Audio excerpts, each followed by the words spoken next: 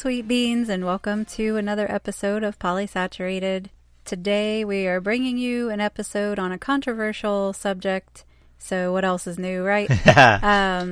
And we're going to be talking to you about age gap.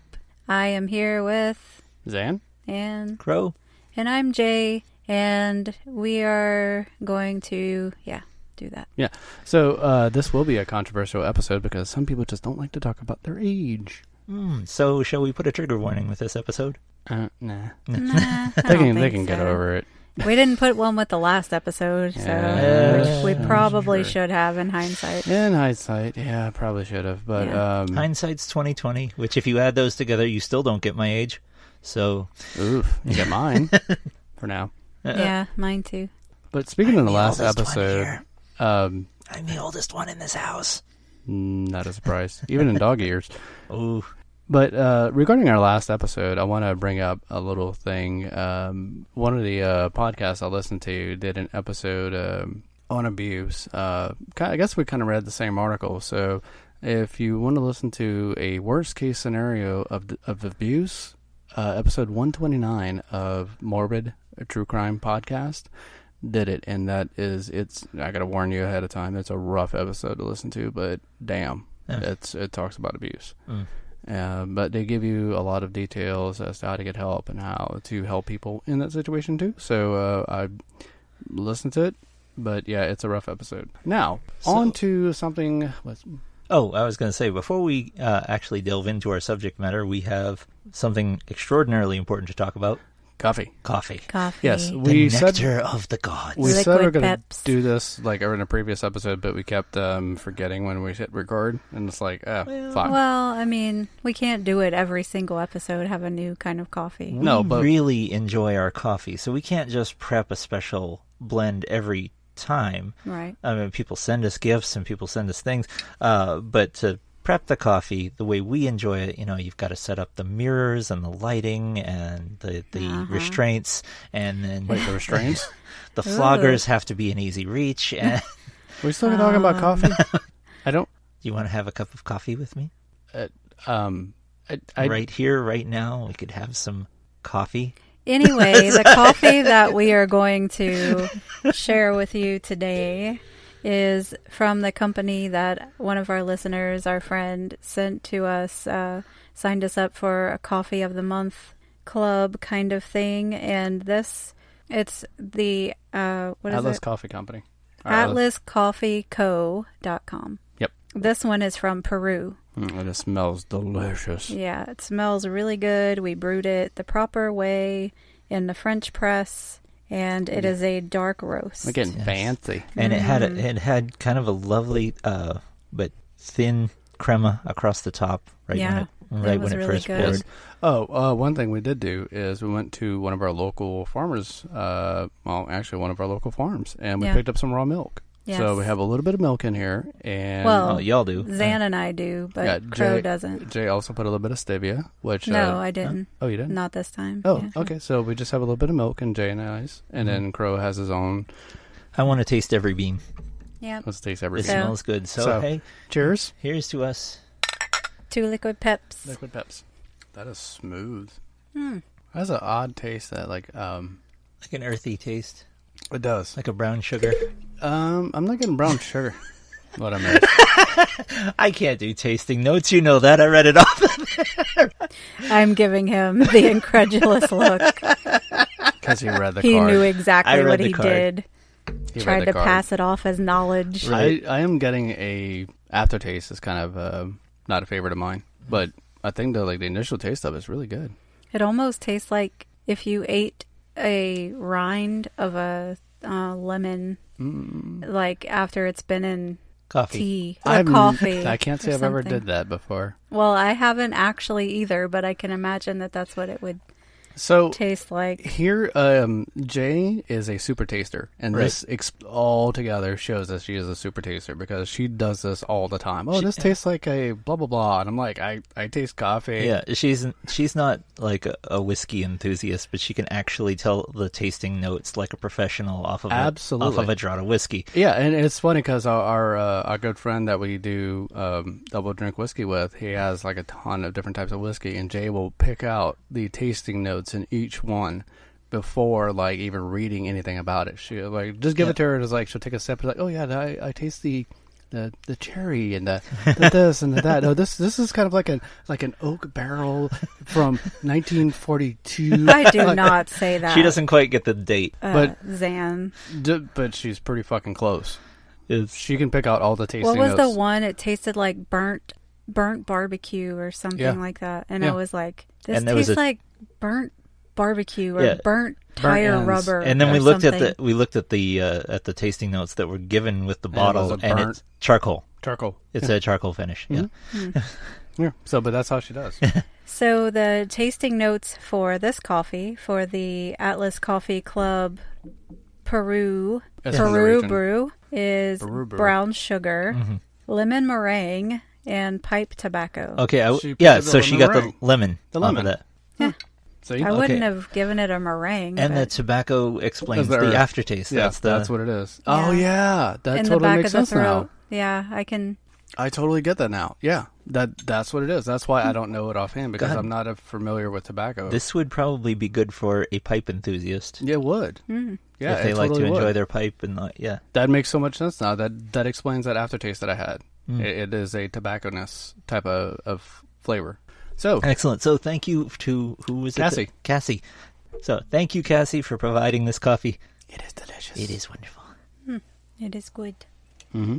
And I'm not sure what next month is, but we should be getting that in soon. Yeah, we'll try to do it as soon as we can. It took us a little while to get this one out with quarantine and all. We have been surviving off of our normal stash. So. And then we also had the one from the Drogo coffee that we reviewed for you guys last time. It was oh my god, Mama's Brew. That was Mom's Brew. Mom's Brew. Okay. Yeah, and it was delicious. Yes, oh my god, that was good.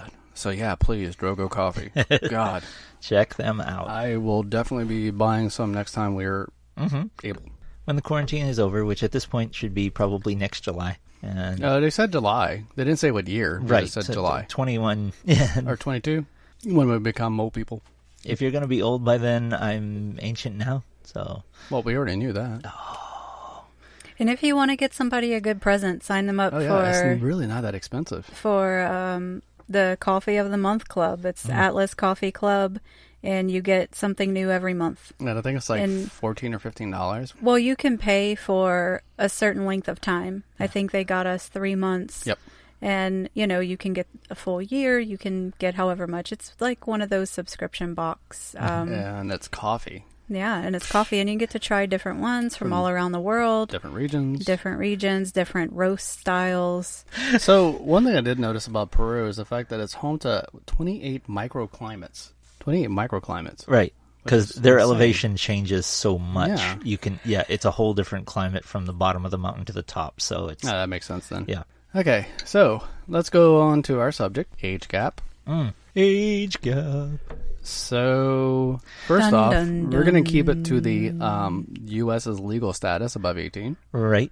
Yes. Generally, and that's I think the first proviso that needs to go into any age gap situation. If you're in a polycule, please, for the love of anything you consider holy, obey your nation's laws. Yes. Please. And your local laws and just more like simple morals and your own integrity on top of that. They're like, don't just I haven't been caught yet. No, that's not. You should have. Right. Now that little bit of housekeeping is out of the way, we can talk about that.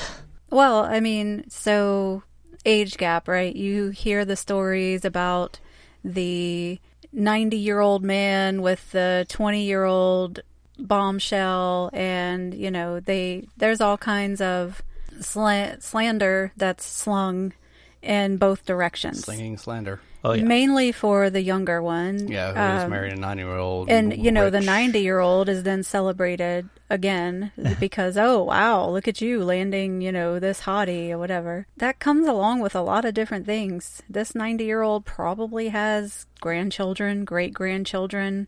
Younger than her? Younger than his girlfriend or wife or... And hey, if you have some sort of arrangement and, it's working for you and everybody is on the up and up about the motives and the reasons behind everything, then good for you. Go on, rock on. Yep. But a lot of times there's underlying causes and reasons, and I think that's what we're trying to get and delve into today. Mm-hmm. Because when you're dating somebody who could be your child, I think that gets, depending on the age, I think that gets into a little bit of kind of a questionable status. Well, I mean, some people have like a rule or something like that. We never did because we don't really, I know for myself, I'm not really attracted to anybody way younger because of the fact that I don't have anything in common with them. Mm-hmm. And that's one of the things that age gaps can lead to or lead into. Depending on the dynamic of the polycule, you can be in a situation where you're just on different levels. You're just at different stages of your life, so your experiences don't match up and they don't mesh. So like somebody has infants in their home and you have grandchildren, that's a whole different life experience. You're on a different wavelength at that point. Yeah, you change jobs, new cars, new this, possibly divorced, possibly, move cross country type of thing. It's a whole different dynamic. Getting started in your life is very different than being established. Right. And it can be. I'm not saying that's a deal breaker with everybody, and it completely depends on the dynamic, but it can be a thing to watch out for. It's got to be a thing that's brought up and discussed and handled, because things like that can really get out of hand. Right. In terms of handling money, in terms of handling family, in terms of priorities, it's all going to be different. In terms of your family and friends in general. Yeah. They may really scoff at you. We have some friends that have dated younger people and their family is really kind of put off by it and they don't want anything to do with them. We've known people who have dated people younger that could have been their kids' age, and generally their family kind of shuns them away. Right. I mean, but it's working for them, so hey, more power to them. Right. Right. But in our situation, Jay and I are roughly the same age, a little bit apart. Mm-hmm. Crow is a little bit older than Jay and I. I say a little bit, I mean 20, 30 months. 3? I think I'm 3 years older than Yeah.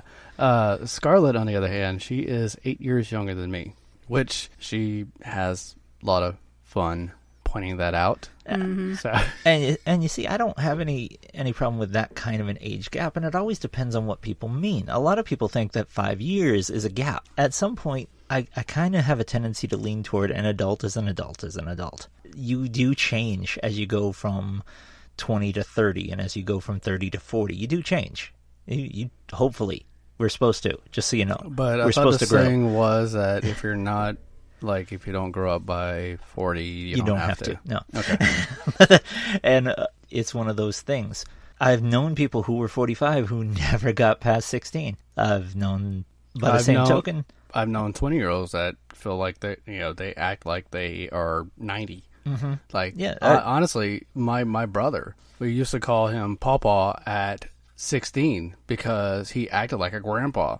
He still does, but we used to call him that because he acted like that at 16 years old. He acted like a old, bitter old man, and now he is older, but still bitter. There are people that you might catch at what might be classically the adult age who really just aren't there. Mm-hmm. So you can't use any one hard and fast rule for any of it because it all comes down to the individual person and how they've grown up. So speaking of hard and fast, you and your ex had a rule. Oh, yes. Yeah, we did have a kind of a rule of thumb, and it was in the before times. It was a person that we were considering dating needed to be 6 years older than our oldest child.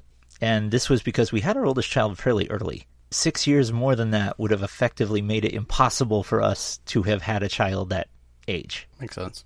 So it was one of those, I could not have birthed you. I could not have had you. So if you're of an adult age, that you're at least, it's at least that sort of thing. Like you can't be as young as a potential child or, in the future grandchild or whatever else the whole thing is, even though you're an adult, because again, it puts you at that different level of experience. See, Jay and I never really had a rule. Basically, we kind of went with how we felt the person